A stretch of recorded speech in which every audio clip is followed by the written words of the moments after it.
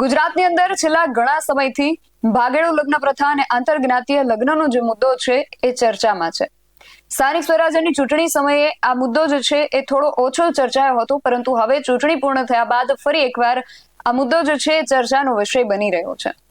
ખાસ કરીને પાટીદાર સમાજ અને પાટીદાર સમાજનું જે એસપીજી ગ્રુપ છે એમના દ્વારા ભાગેડુ જે લગ્ન પ્રથા છે એની સામે કડક કાયદો બનાવવા માટે માંગણી થઈ રહી છે અને એમની સાથે અન્ય સમાજના પણ ઘણા બધા લોકો જે છે એ જોડાયા છે અને આ માંગણી કરી રહ્યા છે.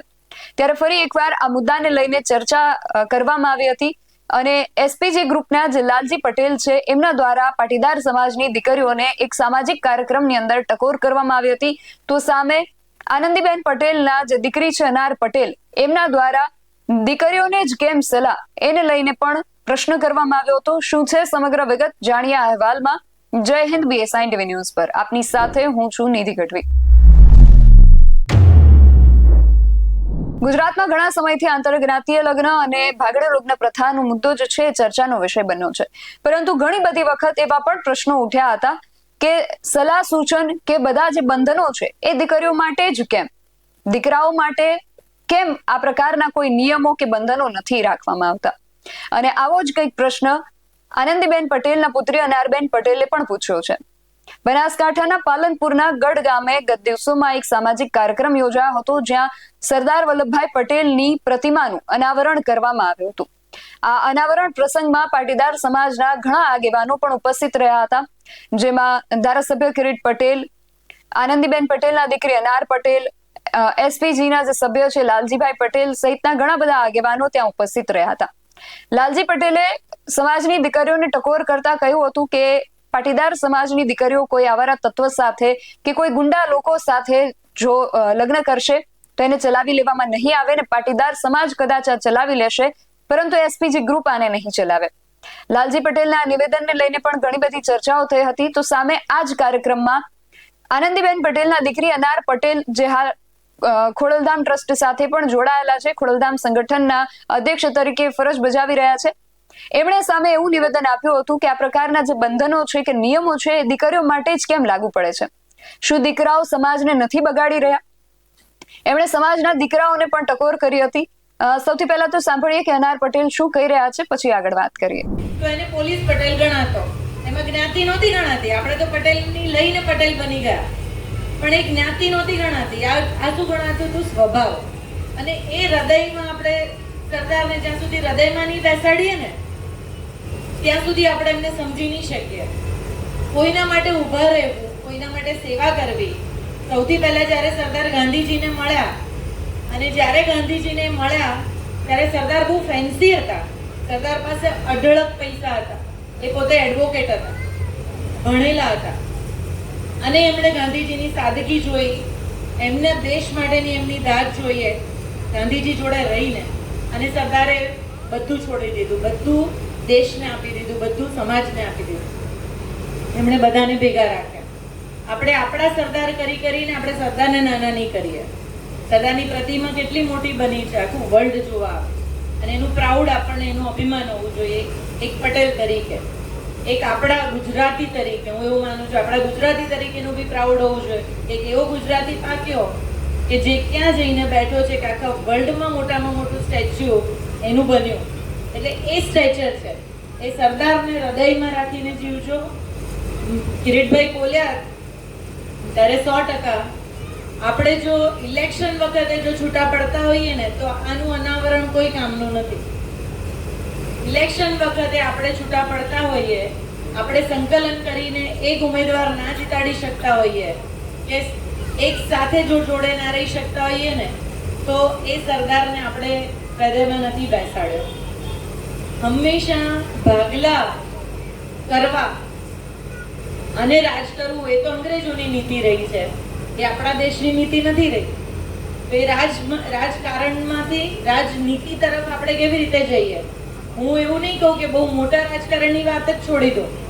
આપણે ગામના જ રાજકારણની વાત કરીએ, આપણા અંદર પડેલા રાજકારણની વાત કરીએ, આપણા ઘરમાં પડેલા રાજકારણની વાત કરીએ તો એને આગળ લઈને જઈ શકીશું. એટલે તમારું ગામ કેટલું સુંદર ગામ છે. પહેલા તો તમને બધાને વિચાર આવ્યો એ જ બહુ મોટી વાત છે. સૌથી પહેલું પગલું કે તમે સરદારને સાક્ષીમાં રાખ્યા. એટલે એ તો એ બહુ મોટું કામ કર્યું કે તમે અહીંયા પ્રતિમા મૂકી. બીજું કે આપણે સંગઠન કેવી રીતે સારું કરી શકીએ, ગામ માટે મારું ઘર એ ભાવના કેવી રીતે તમે ઊભું કરી શકીએ. કારણ કે સરદારના દિલમાં તો મારો દેશ, મારું ભારત, મારું ઇન્ડિયા, એટલે એ ભેગું કરી શકાય. તો મારું ગઢ કેવી રીતે બને, અહીંયા અમે બધા બેસીને કહીશું કે તમે અહીંયા જોડાઓ, તમે અહીંયા જોડાઓ, તમે અહીંયા જોડાઓ. ખાલી ગઢ ગામ એકબીજા સાથે જોડાય ને તો બી બહુ મોટું કામ થશે. અને અમારા જેવા જેને ખાલી સેવા કરવી છે એ સીધા તમારી સાથે જોડાઈ શકશે. અહીંયાથી તમે કહેશો કે અમને સજીવ ખેતી શીખવાડો તો અમે રેડી. અહીંયા કોઈ દીકરીઓ એમ કહેશે કે અમને આ સ્કિલ ટ્રેનિંગ કરવી છે તો અમે રેડી. અહીંયા વૃદ્ધો એમ કહેશે કે અયોધ્યા દર્શન કરવા જવું છે, બનારસ દર્શન કરવા જવું છે, રેડી. અહીંયા બાળકો માટે તમે કોઈ બી સ્પર્ધાઓ રાખશો તો અમે તમે 100% મદદમાં આવશું. અને આ બધા ક્રિએટિવ કામ કરવા માટે આપણે ભેગા થઈએ, કારણ કે હવે એની જરૂરિયાત છે. આંદોલન આપણે કર્યા, આંદોલનના સમયે આંદોલન હોય, પણ આંદોલન પતે પછી સેવા જ હોય. અને સેવા હોય ને એ કર્મ સાથે જોડાયેલું છે. આજે કીધા વગર જે બી કામ કરીએ ને એ જ ઉપરવાળા સુધી જશે, ત્યાં સુધી નથી જવાનું. એટલે બને એટલું સરસ સંગઠન કરો. સંગઠન થશે તો તમને બી કામ કરવાની બહુ મજા આવશે, અહીંયા રહેવાની બહુ મજા આવશે. અને ગઢ ગામ જો દત્તક લેવું હોય, અને અહીંયા સરપંચ નથી, હું પહેલા જ પૂછ્યું કે સરપંચ ક્યાં છે, સરપંચ નથી. અને બહેનોને હું ખાસ એટલું કહીશ, બહેનો આપણા હાથમાં આપણું ઘર પણ છે, આપણો સમાજ પણ છે. હું તો એટલું ચોક્કસ કહીશ કે આપણા ઘરમાં કોઈ બી ભાઈ જો દારૂ પીને આવતો હોય ને તો બહાર કાઢો. આપણે પંપાળીશું ને તો સમાજ બગડશે. આપણે નહીં પંપાળીએ ને તો આગળ કશું આગળ વધવાનું નથી. આજે તમારે ઘરમાં જે વસ્તુ બને છે, હું તો દીકરીઓને એટલું ચોક્કસ કહીશ કે આપણા માટે કેમ સલાહ આવે, આપણા જ માટે સલાહ આવે, દીકરાઓ માટે કોઈ સલાહ નહીં.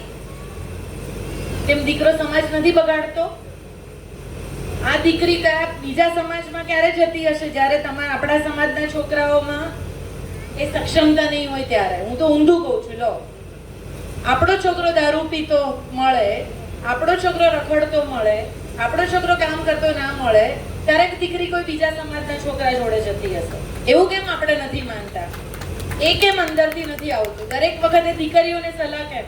હું બહેન છું એટલે નથી કહેતી, પણ સમાજ બે પૈડા સરખા હોય ને એની સાથે ચાલે છે. એટલે હું બહેનોને ખાસ કહીશ, તમે બહુ મોટી સંખ્યામાં આજે અહીંયા છો, અને બહેનોને ખાસ કહીશ, બહેનો આપણે જો ચલાયું ને તો સમાજ બધું જ ચલાવશે. આપણે ના ચલાયું તો આગળ કઈ નહીં ચલાવે. અમે બી બહાર ફરીએ છીએ, શું અમને તકલીફ નહીં પડતી હોય કામ કરવામાં? અમે બહાર નીકળ્યા છીએ તો શું અમારા ઘરના લોકો ભૂખ્યા રહેતા હશે? અમે બહાર નીકળીએ છીએ, શું અમારા છોકરાઓને સંસ્કાર નહીં મળતા હોય? પણ અમે મિશન લીધું કે સમાજ માટે, દેશ માટે કંઈ કરવું છે. એટલે બહેનોને ખાસ વિનંતી કે આપણું સંગઠન બહુ સ્ટ્રોંગ કરો, કે જેનાથી આપણે સરસ કામ કરીએ અને આપણે ઉદાહરણીય બનીએ. આપણને જોઈને ભાઈઓ કામ કરે, એવું કેમ ના કરી શકીએ આપણે? એટલે આજે મને અહીંયા બોલાવી, મને નથી ખબર, કદાચ વધારે બોલાવ્યું હોય તો મને માફ કરજો, પણ હું એટલું કહીશ કે ખમીર જે અંદર આપણું પડેલું છે ને એને જગાડો, ફક્ત સેવા માટે. અને એવી સેવા કરીએ આપણે જેને આપણી જરૂર છે. ગરીબને આપણી જરૂર છે, કોઈ નીચી જ્ઞાતિને આપણી જરૂર છે, કોઈને બી આપણી જરૂર છે. આપણે એના માટે ઊભા રહીએ, એ જ આપણી ઓળખ હોવી જોઈએ. મેં મારી ઓળખ બનાવી છે, સેવા કરું છું એટલે આટલું કહેવાની હિંમત ધરાવું છું, કારણ કે આટલા વર્ષોથી કરીએ છીએ. અને અમારા ગામમાં તમને હું એકવાર પ્રવાસે લઈ જઈશ, અહીંયાથી કોઈને ઈચ્છા હશે. આખા ગુજરાતની બેસ્ટ લાઇબ્રેરી અમે અમારા ગામમાં બનાવી છે. અને એ લાઇબ્રેરીમાં ભણીને જે પહેલા જ વર્ષમાં 22 બાળકો અમારા ત્યાંથી પોલીસમાં ભરતી થયા. લાઇબ્રેરી શું ના કરી શકે? લાઇબ્રેરી શું બદલાવ ના કરી શકે? પુસ્તકોને પાછા લાવીએ, પાછી જૂની વસ્તુઓ, જૂના આપણા સંસ્કારો, સંસ્કૃતિને પાછા લાવીએ. નાના નાના તહેવારો એટલા સરસ ઉજવો કે આજના બાળકોને એવો સંસ્કાર મળે કે આ તહેવારો શેના માટે હતા. અને એ જ કામ સમાજનું છે. સમાજને એક રાખીએ, સાથે રહીએ. આગળ બધાએ, લાલજીભાઈએ બી, કિરીટભાઈએ બી, જેનીબેને પણ કીધું છે કે સાથે રહીએ. આપણા વ્યક્તિગત સ્વાર્થ માટે આપણે સમાજને ના તોડીએ. આપણે સમજીએ કે સમાજને તોડવાવાળી વ્યક્તિઓ કોણ છે અને કોણ કેવી રીતે એની વચ્ચે ભૂમિકા ભજવે છે. આપણે પટેલ છીએ ને એટલે થોડા બોલવામાંય કડવા, બોલવામાંય થોડા રવ, ઘણીવાર વિવેક ચૂકી જઈએ કે આ બોલાય કે ના બોલાય. તો આ બધી નાની નાની વસ્તુઓ છે જે નવા જમાનામાં આપણને શીખવી પડશે. પ્રેમાળ થઈએ, પ્રેમથી વાત કરીએ ને, કોઈની બી સાથે વાત કરીએ. આ નાની નાની વસ્તુઓમાં બદલાવ આવશે ને, પહેલા સામે ઉભેલા સરદાર સૌથી વધારે ખુશ થશે, કારણ કે એના ગુણોને લેવાની વાત છે.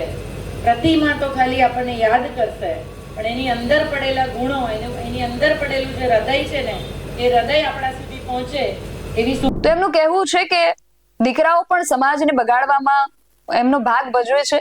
એમણે દીકરીઓને ખાસ સલાહ આપી છે કે જો તમારા ભાઈ અથવા પુત્ર જો હોય અને દારૂ પીને ઘરે આવે છે તો એને ઘરેથી કાઢો. અને એમણે એ પણ કહ્યું છે કે એટલું ચોક્કસ કહી શકાય કે આપણા માટે, દીકરીઓ માટે જ કેમ સલાહ આવે છે, દીકરા શું સમાજને બગાડતા નથી?